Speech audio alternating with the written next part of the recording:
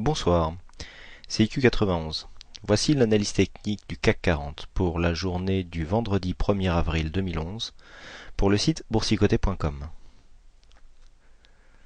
Aujourd'hui, donc, c'est le 1er avril et c'est le CAC 40 qui nous a fait un poisson d'avril puisque hier nous avions anticipé une possibilité de cassure baissière donc de la zone des 3990 avec une confirmation en cas de cassure sous les 3956 expliqué par les retracements de Fibonacci. Pas du tout, après le signal baissier que nous avons connu hier qui concernait donc l'avalement baissier, ici le retournement de l'indicateur MACD qui est invalidé aujourd'hui et donc une montée des volumes, nous sommes revenus en hausse, donc casser les précédents plus hauts pour se rapprocher de la résistance baissière qui concerne la tendance moyen court terme, donc par rapport à ces deux précédents plus hauts.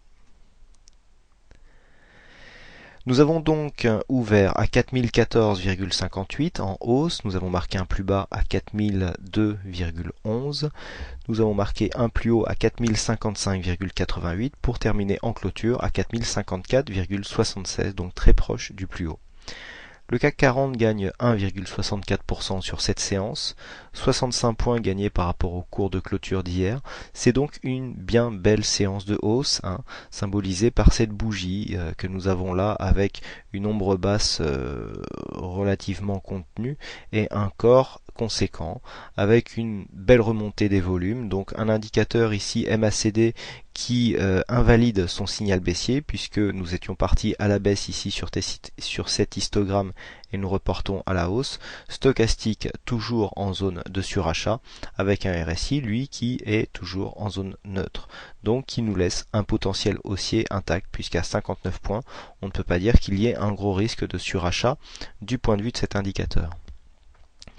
D'un point de vue chartiste, nous reprenons donc une dynamique haussière puisque nous avons marqué des plus hauts et des plus bas supérieurs à la journée précédente. Nous cassons le précédent plus haut qui avait été inscrit hier donc à 4037,40. Cela constituait d'ailleurs le point d'invalidation du signal baissier que je vous avais signalé hier. Donc, alors par rapport à ce que je vous disais hier, ça faisait partie des mises en garde.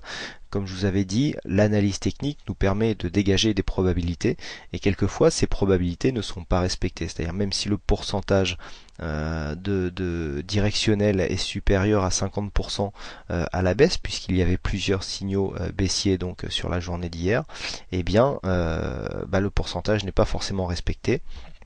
Enfin, il est respecté, mais à partir du moment où on n'est pas à 100%, il faut accepter que des fois nous soyons du côté minoritaire. C'est ce qui fait un petit peu le principe des probabilités. Donc on valide le deuxième scénario que je vous avais indiqué, à savoir ouverture en hausse. Donc on valide ici un overlap, maintenant très visible, puisque nous avons cassé à la hausse ici sur ce mouvement, donc sur ce gap. Nous venons combler le gap et donc nous clôturons juste sur la zone de résistance que nous avions précédemment et nous repartons à la hausse. Donc finalement ce signal que nous croyions baissier hier finalement s'est transformé en signal haussier puisque nous repartons en dynamique haussière au-dessus de la moyenne mobile 50 jours. Nous cassons le précédent plus haut et donc nous avons bel et bien un mouvement ici de cassure, cassure de la résistance des 3990, on revient chercher le support et on repart à l'attaque des nouveaux de la résistance baissière qui sera donc dès lundi aux alentours des 4070 points. Donc du point de vue chartiste, on s'aperçoit que nous avons une nouvelle tendance qui apparaît. Certains d'ailleurs me l'ont signalé hier. Donc si on prend par exemple ce plus bas significatif et qu'on essaye de tracer une droite de tendance par rapport aux précédentes bougies, on s'aperçoit que nous avons un plus bas ici, donc le deuxième plus bas sur cette bougie, un plus bas qui se rapproche là et donc un plus bas constitué par la clôture d'hier, et on peut constater que nous avons eu une petite attaque de cette tendance à l'ouverture, donc en début de journée. Si nous constatons, alors si nous élargissons un petit peu la vue, voilà, on pourrait penser que nous avions ici une belle dynamique baissière, avec toujours ici, je vous le rappelle, une zone d'exagération que je vous avais signalé quand on était passé sous le trend, donc parce que nous avions une cassure à la baisse, avec réintégration, et donc depuis la réintégration, nous passons ici par cette bougie, et nous venons nous appuyer, ça c'était le précédent trend, donc nous venons nous appuyer avec cette bougie et puis nous marquons des supports successifs pour continuer la tendance haussière. Alors ça peut être le nouveau support en fait qui symbolise la tendance haussière dans laquelle nous sommes, donc un effet de rattrapage et ensuite on vient se mettre sur la tendance et on repart en tendance haussière. Ce que l'on peut remarquer, et pourquoi je ne valide toujours pas un retournement de la tendance de fond, c'est que nous sommes descendus plus vite que ce que nous remontons. Donc au niveau de la dynamique, on va toujours plus vite à descendre qu'à monter. Nous n'avons toujours pas cassé le plus haut qui a précédé donc la crise japonaise, puisque le plus haut se situait à 4145,73. Et donc, eh bien, ce plus haut, c'est lui qui, quand il sera dépassé, et s'il est dépassé, nous indiquera que nous sommes sortis d'une tendance baissière, puisque si on regarde ici la droite qui correspond à ces deux précédents plus hauts, eh bien nous ne l'avons pas encore dépassé, donc la dynamique baissière est toujours là, toujours présente.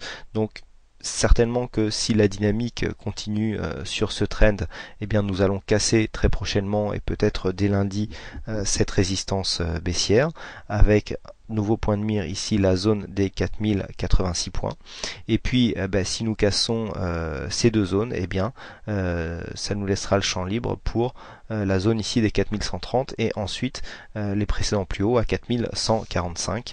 Donc voilà ce qu'il reste à faire. Du point de vue de la dynamique, ce qui m'embête un petit peu, c'est qu'on n'a pas encore une réelle remontée des volumes, puisque pour une séance d'invalidation, nous sommes toujours dans les volumes, tout juste dans la moyenne, idem pour la volatilité, et on a des indicateurs qui commencent quand même à être assez hauts. Donc bon, même s'il y a un effet de rattrapage par rapport à la crise japonaise, on peut penser qu'on va commencer à manquer de souffle à un moment pour continuer à aller inscrire des nouveaux plus hauts. Donc voilà ce que l'on peut dire sur cette analyse du jour. Et comme nous sommes vendredi, je vous propose la vue hebdomadaire du CAC 40. Voilà, donc nous remarquons que nous avons une bougie qui termine quasiment sur son plus haut, puisque nous avons ouvert la semaine à 3966,77. Le plus bas donc se situe à 3949,20 et donc nous clôturons quasiment sur le plus haut à 4054,76 puisque le plus haut était à 4055,88. Donc sur la semaine nous gagnons 2%, 82 points par rapport à la semaine dernière, et donc nous repassons. Donc nous invalidons ici un signal baissier de cassure de tendance, puisque je vous avais indiqué la semaine dernière que si nous cassions ici et que nous revenions, eh bien il ne faudrait pas que cette droite de support ici qui concerne la tendance moyen terme, puisque c'est un support, même s'il y a eu de multiples attaques qui ont permis ici de porter la tendance. La cassure a été validée en clôture, ce qui n'était pas le cas des précédentes bougies. Nous avions marqué un plus bas, mais qui n'était pas plus bas que ce précédent par exemple, et donc nous sommes remontés et nous réintégrons la zone de tendance, qui est donc délimitée par le bas par le support. Donc par contre on va sortir de cette dynamique, puisque ici une bougie qui se trouve sous le support nous prouve que le support n'est plus révélateur de la tendance en cours. Il faudra retracer de nouvelles lignes, et en fonction de ce que nous trouvons donc par rapport aux prochains plus hauts, s'ils étaient inscrits dans les prochaines semaines, eh bien on tracera une nouvelle dynamique pour certainement trouver une dynamique un peu moins forte, mais toujours dans un courant haussier, car on voit bien sur cette vue qui part depuis mai 2010 que nous sommes donc quand même dans une tendance haussière d'un point de vue moyen terme. Voilà ce que l'on peut dire donc sur cette analyse. par rapport à la manière de jouer la séance prochaine et en fonction des événements, la continuité des événements géopolitiques et donc l'évolution du risque nucléaire japonais, et bien si nous ouvrons en hausse, donc les points particuliers à suivre seront ici la zone des 4090 points, avec si nous cassons ici la zone des 4130 et donc les 4145 en point de mire, puisqu'il s'agit du précédent plus haut, une cassure de ce plus haut ici donc à 4000, le point exact c'est 4145,73, une cassure de cette zone donc avec une inscription des 4150 donc invaliderait le début de tendance baissière, puisque nous n'aurions plus des plus hauts de plus en plus bas, même si nous avons pour l'instant un plus bas ici qui est venu s'inscrire d'un point de vue journalier. On voit qu'on a une belle attaque baissière quand même, puisque nous sommes sortis du canal, et ce plus bas qui aurait pu être ici considéré comme un plus bas de tendance, eh bien, a été attaqué. Mais le plus bas majeur de tendance, c'était celui qui était venu au contact du support. Lui n'a pas été attaqué. Donc c'est un peu ce que nous avons vu sur la vue hebdomadaire. Nous changeons de dynamique, à savoir nous allons passer sur une dynamique un peu moins forte, puisque moins bien orientée vers le haut, mais toujours dans une dynamique haussière. Mais pour confirmer cela, il faut absolument casser la zone des 4150 points pour venir inscrire un plus haut supérieur à celui-là, et si possible bien sûr venir casser ce précédent plus haut à 4168,57. Une cassure ici toujours de la zone des 3990 nous redonnerait forcément un signal baissier. Le retracement de Fibonacci que nous avons là ne sert plus à rien puisqu'il ne correspond plus au plus haut de ce qu'était la tendance. Donc nous attendrons d'avoir une nouvelle alerte baissière pour retracer des Fibonacci et essayer de mesurer l'ampleur du retracement qui nous donnera une idée de la dynamique de fond. Voilà ce que l'on peut dire donc sur cette analyse technique. Il ne me reste plus qu'à vous souhaiter à toutes et à tous une bonne soirée, un bon week-end, bonne chance dans vos trades, et je vous donne rendez-vous dès lundi prochain pour de prochaines analyses. Bonsoir.